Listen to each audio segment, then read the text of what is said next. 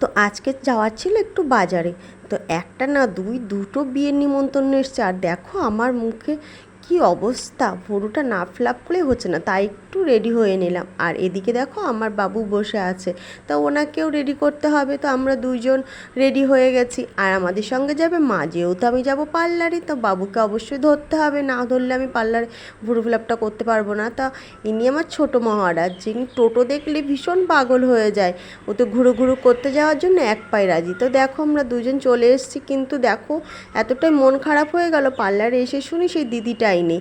তারপরে চলে এলাম একটা জেরক্সের দোকানে, এখান থেকে বাবুর অ্যাডমিটের প্রিন্ট আউটটা বের করতে হবে। তারপরে চলে গেলাম একটা স্বর্ণকারের দোকানে।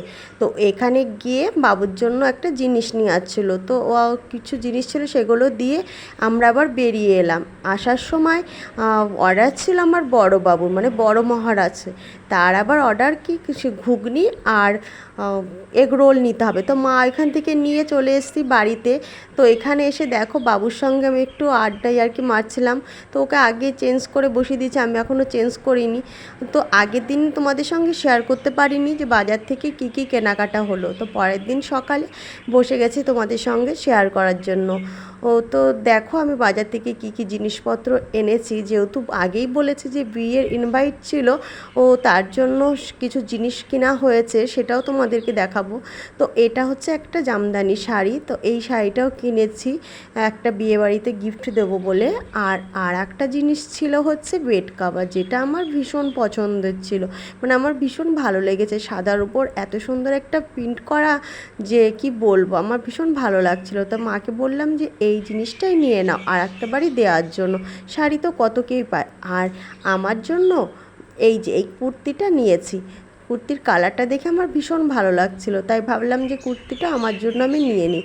আর তারপরে তোমরা তো দেখলেই আমি স্বর্ণকারের দোকানে গেলাম। তো সেখানে গিয়ে আসলে বাবুর হাতে ব্রেসলেটটা না আগের দিন স্কুলে যাওয়ার সময় ওর হাত থেকে যে করে হোক ছিঁড়ে গেছে, তা ওটা চেঞ্জ করে আবার একটা নতুন ব্রেসলেট আমি নিয়ে এলাম ওর জন্য।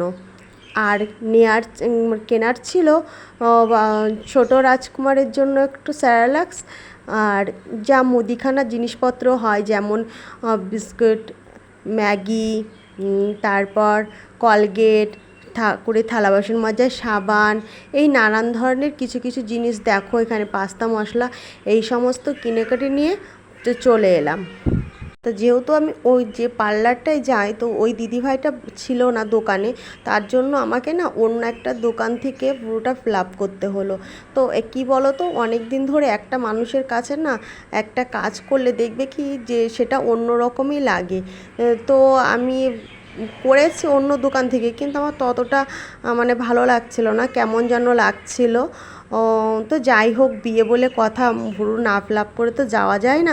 তো আজকের মতন ভিডিওটা এখানে শেষ করছি, ভালো লাগলে অবশ্যই লাইক, কমেন্ট ও ফলো